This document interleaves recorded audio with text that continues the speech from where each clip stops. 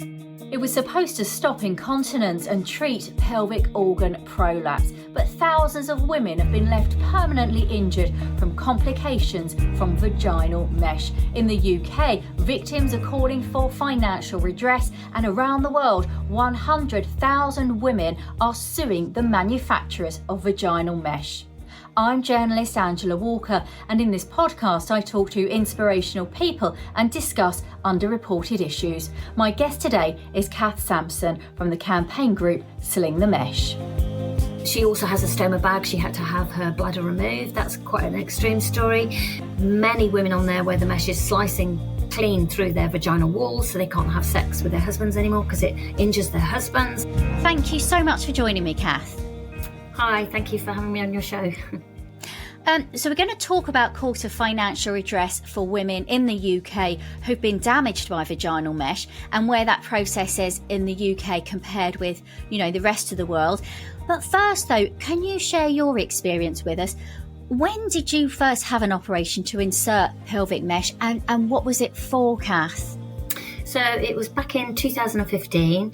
My girls were teenagers, and I found that over the years since becoming a mum, if I did like 3 sneezes in a row, I'd sometimes have a bit of a bladder leak.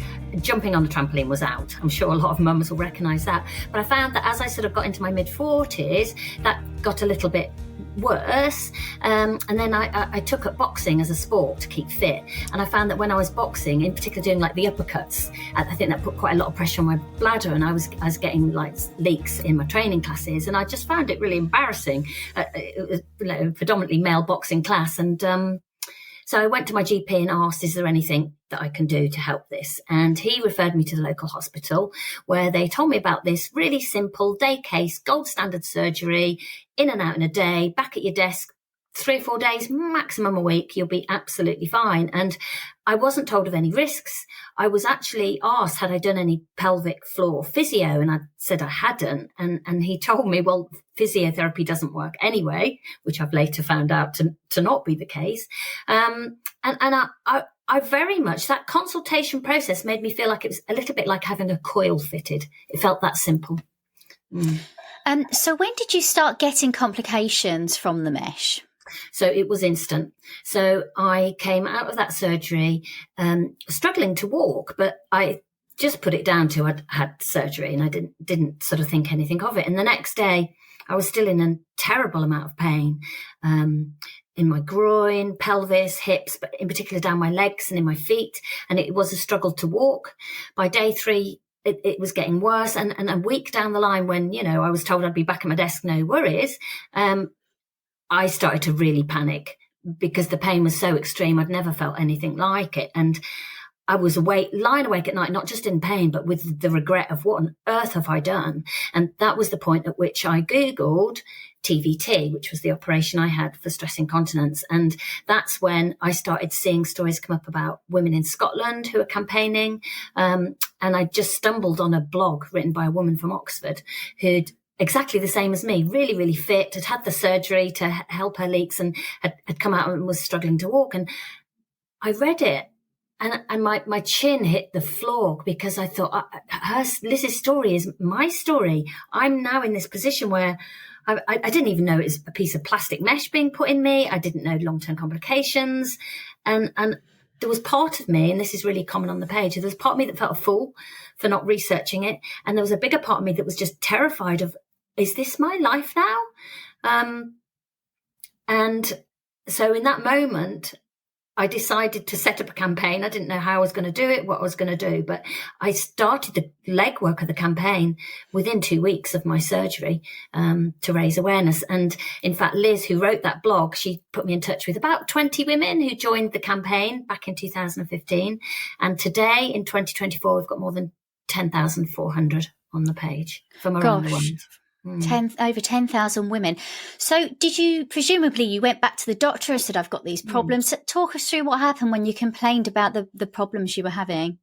Yeah, so I had a phone call with this lady called Liz who'd written the blog, and she warned me that when I went back to my surgeon, I'd be very much made to feel like I was a mystery patient.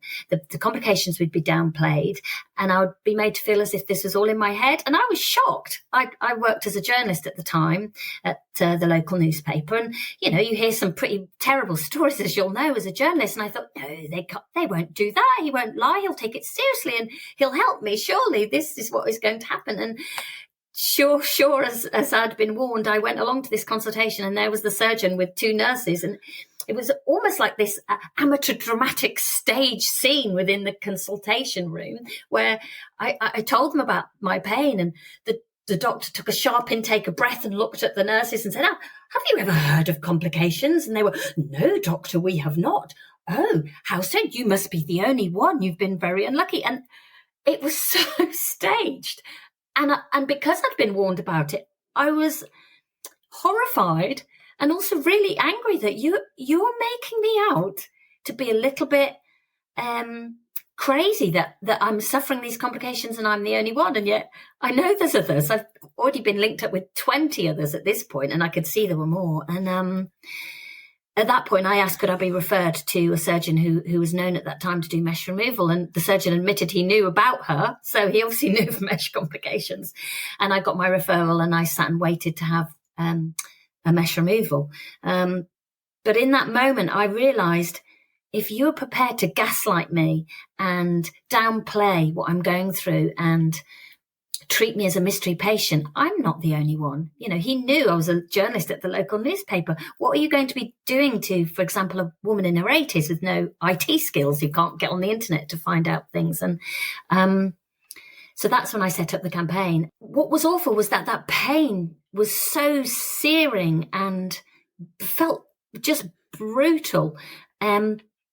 It upset me knowing that there were other women out there suffering and just having to put up because no one was taking them seriously. And I knew there was some real work to do to get this story out in the media and to get politicians to take notice and to get something done about it.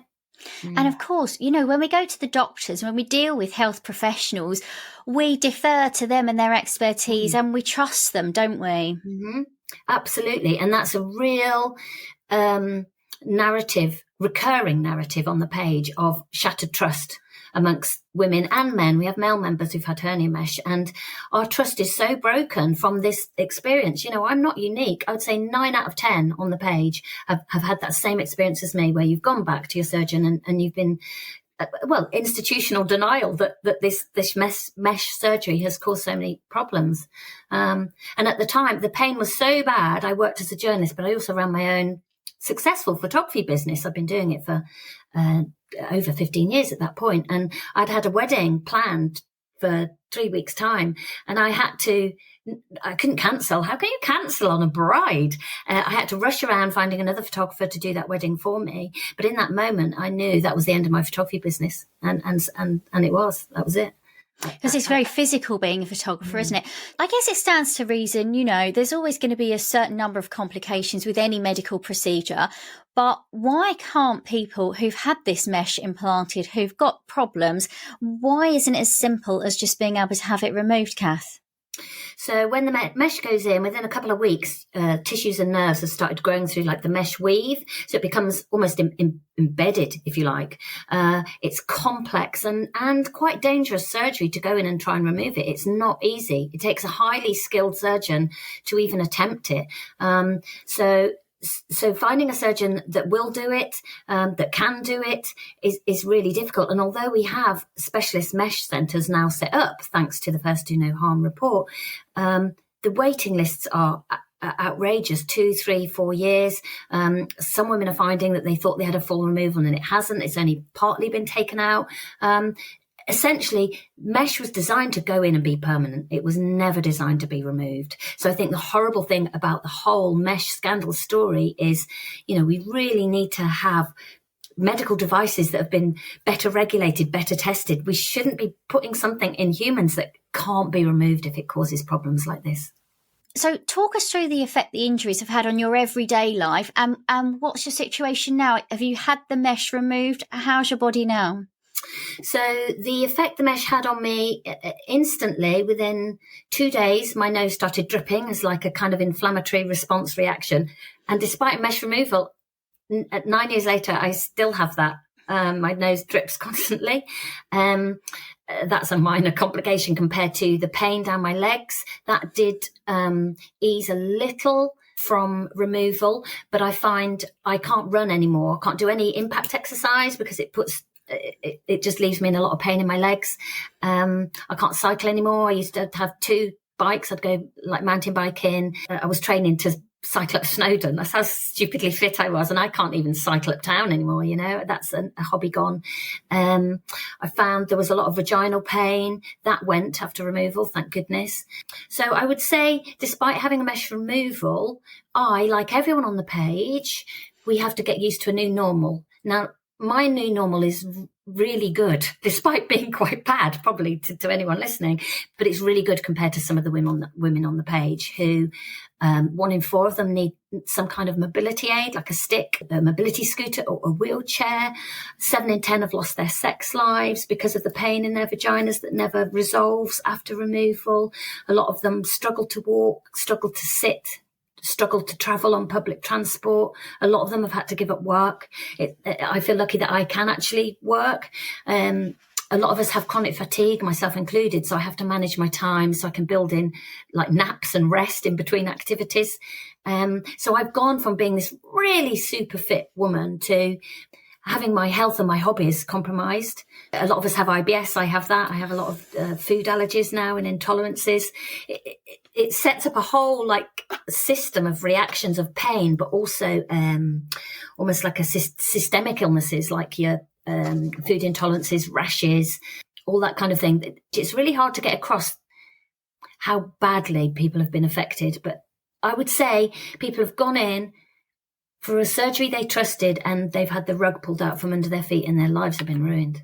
It's interesting you say that. I'm just going to read you from this long-term study by the National Library of Medicine.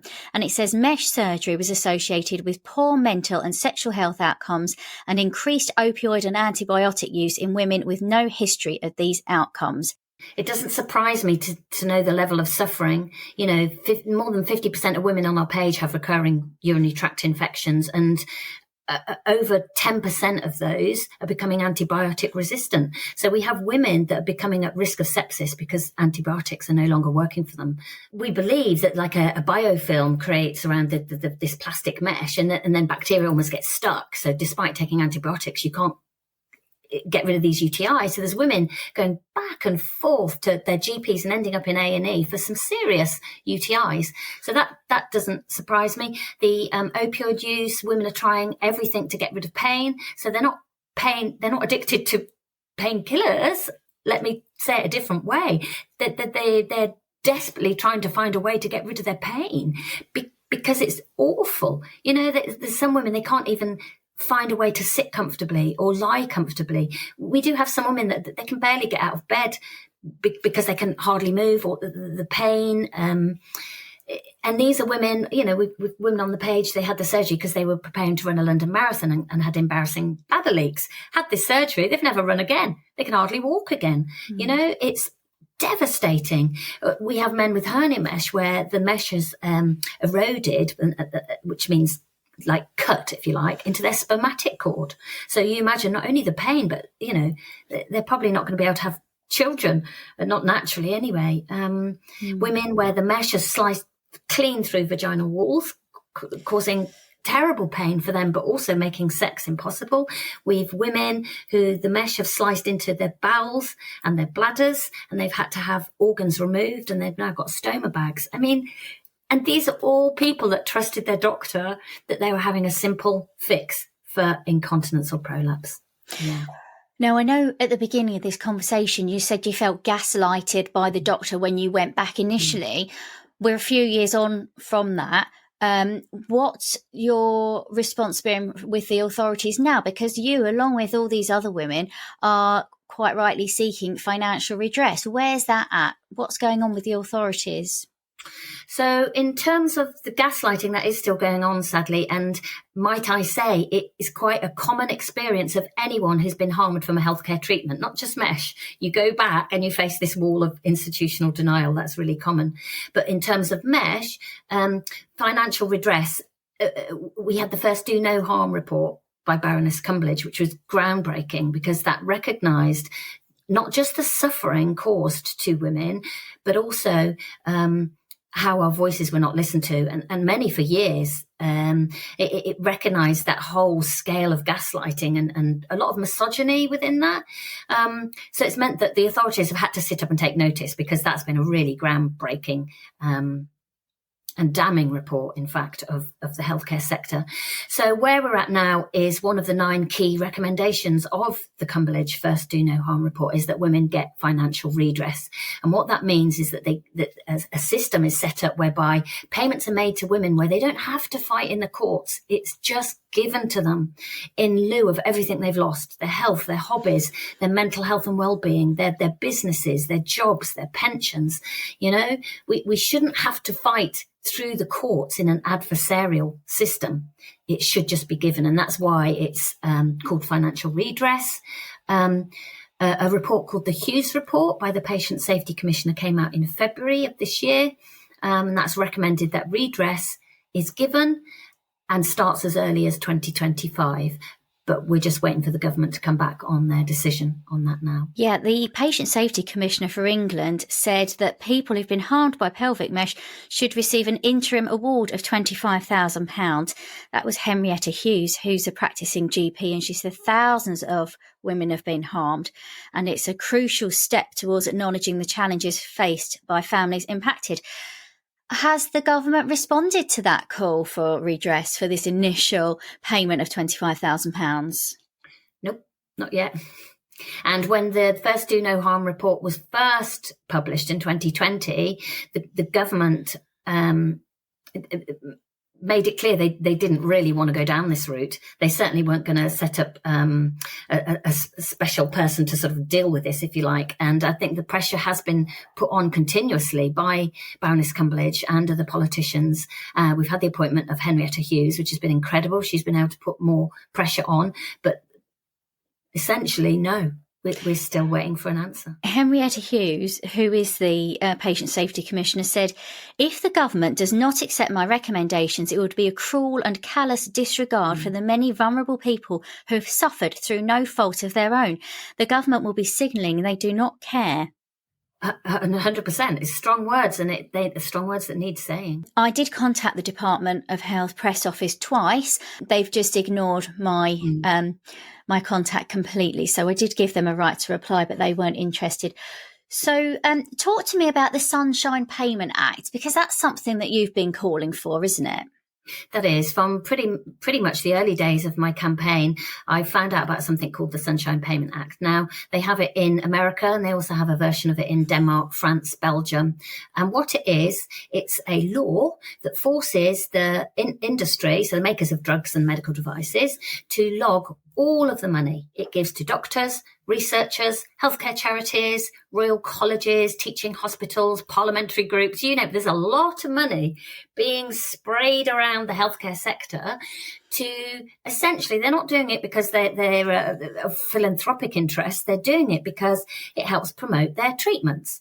It might help get a treatment approved faster. You might get a doctor who's on the television that might talk about their treatment because they've been invited to a training course in America and it's on their radar, and money given to train surgeons in perhaps a new product. We know this happened in mesh, that training sessions were paid for by the manufacturers of the mesh. And what that does is it adds bias into prescribing and treatment options. It adds bias into the scientific literature, and it makes me and many others question research integrity. So when I started looking at the scientific literature around mesh, I could see that there was so much studies out there that were all promoting it as gold standard treatment. But if it was written by an American author, I could go to the American database and find if that author had taken money from industry. And a lot of times they had.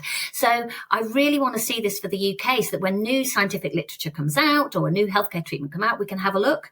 Well, actually, who's written this? Who's promoting it? Go to the open public database, type in their name, and it can come up, that has how much money that person has taken. So in America, for example, there's a particular gynecologist who's a really well-known key opinion leader, and you type his name in, he's taken more than 1.6 million in the last, I think it's 6 years. That's a lot of money, right? That's quite a big sweetener, isn't it?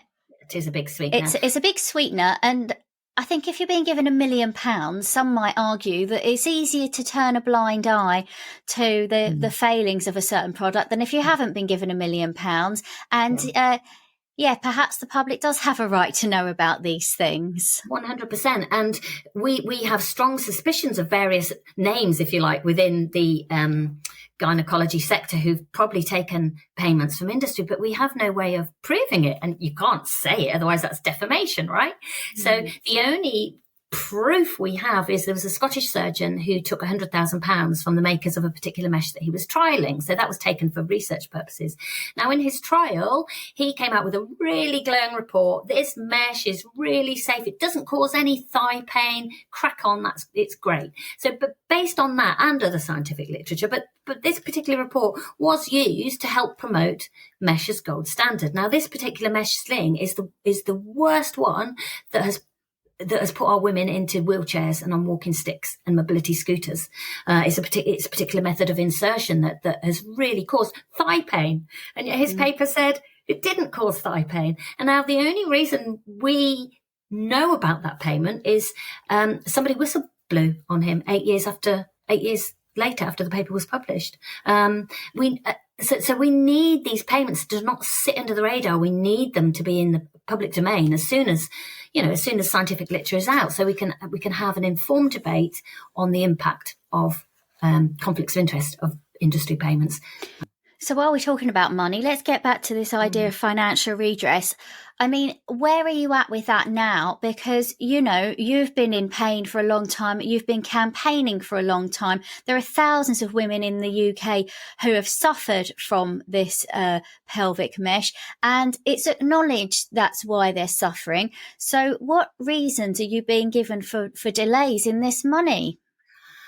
Well, we haven't had a reason. We've got to wait for the government to respond. And I understand we're approaching a general election. We all know that. It's testing times, but even more testing for mesh injured women who've lost so much. And, we need a commitment from the government that these payments are going to be forthcoming. I look at the infected blood scandal. Those poor people have had to wait 4 decades. It's outrageous. People have had their lives. They're innocent people who've had their lives ruined. Same as the mesh injured women. They innocently trusted this procedure and have lost so much. We must not be left to wait. I've reported on the infected blood scandal many, many times in my career, and so many of those people that were affected have died before they've received any kind of financial redress or compensation. And that's how the mesh injured women feel. That's still rolling on now as well, still waiting. You talked about gaslighting from the medical community. Do you think politicians are taking this seriously enough? They are now.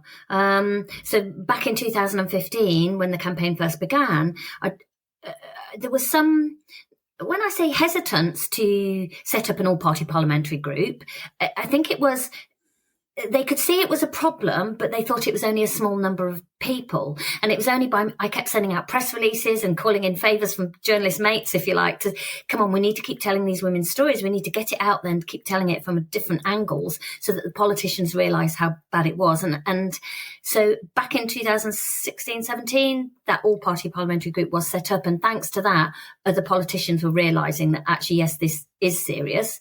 So I think if politicians have a constituent suffering, yes, they know how serious it is. I think the government are still not taking it seriously in terms of the financial impact and giving redress. Sure. And it was in the headlines a couple of years ago. And then, it just sort of almost seemed to go away. But of course, behind the scenes, thousands of women like yourself are still suffering. Yeah, 100%. I think the first Do No Harm report came out and a lot of people just assumed, oh, everything's fixed now. And of course, it isn't fixed because we've only really scratched the tip of the iceberg with new members joining all the time. And the story carries on for those people who've been harmed. And tell us about some of the most extreme injuries that people are still suffering from. So one lady springs to mind who's had 8 A&E admissions in the last 18 months for sepsis because she was told her mesh was removed, and actually she's since found out, I think, only 2 centimetres of it removed. So there's still this piece of plastic with all the toxins leaching within her system, which is causing dreadful UTIs. So she's sepsis risk.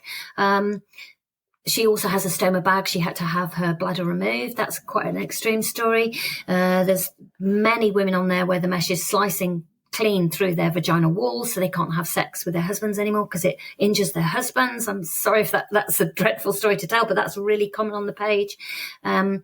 Women who need mobility scooters to get around because their legs shake from all the nerve damage where they just can't walk anymore.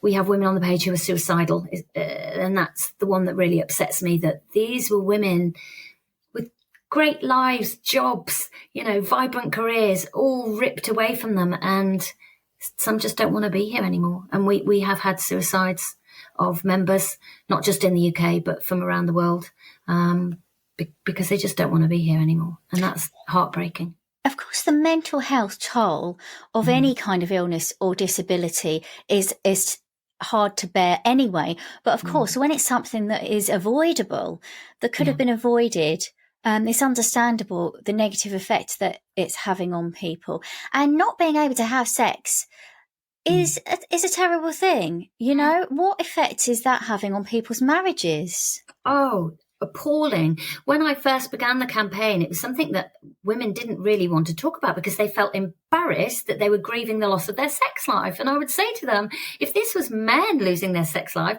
well, A, people would be sympathetic and supportive, but B, this operation would have been stopped years ago. But there's always this narrative of guilt among women that they shouldn't, or they feel guilty that they want a sex life even. So first of all, there's that guilt. And then there's this sadness for something that's lost that they used to share with their partner. And then sadly, we do have many women on the page whose husbands are cheating or they've left them, marriages are breaking down. And, that's another smack in the face of appalling and devastating complications that women are having to go through from this simple day case surgery. How do you feel about this situation? Hang on. I'm sorry to see you so upset. I'm sorry to see you so upset. This has devastated your life, hasn't it? I think, do you know what? Oh my gosh, sometimes it just hits, You oversee a group of people who are struggling so much physically. Oh dear goodness, sorry, mentally and emotionally. And what is really hard is I can't fix this, I can't fix their lives. I can't fix what's been done to them. The emotional toll it's took on me and all of the admins is huge. Well, you can see from the tears, can't you?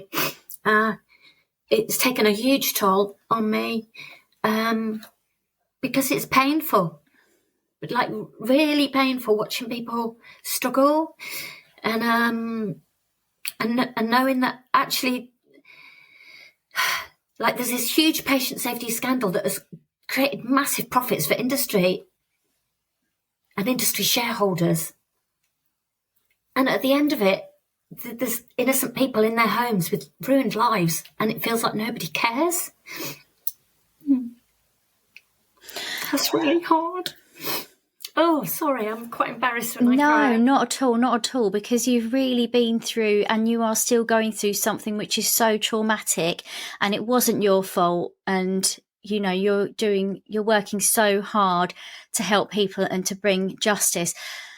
I know lots of women, 10,000 women are already in regular touch with you, but what about if there are people listening who've had vaginal mesh and they've got problems, or men who've had mesh for hernias? How can they get in touch with you if they want to join you in your campaign and they want some help and advice? Yeah, well, I would say look out for the Facebook support group. We're also on Instagram, Twitter. We have a Sling the Mesh website with lots of information on. It's not just like hernia mesh and pelvic mesh. There are also men's mesh slings. So that's men who've had prostate cancer and suffer bladder leaks. They've been offered mesh slings. There may well be men out there suffering, but they wouldn't know to come to a women's health campaign maybe. So if that sounds like you, or if you know someone with prostate cancer who's been offered a surgery, a simple quick fix, please let them know and come to the page for information. There are also women who've had breast cancer. There's certain types of mastectomy repairs that might involve surgical mesh implants. So come to the page, there's lots of information. Go to the website, check it out, and try and do your research and be informed and ask questions. Kath Sansom, thank you so much for talking to me today. Thank you. Thank you.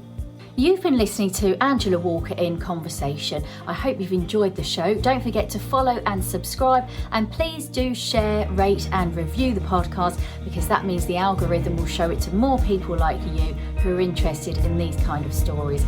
You can find more information on my website, angelawalkerreports.com, and plenty more podcasts along these lines talking about human interest issues. Take care. Till next time. Goodbye.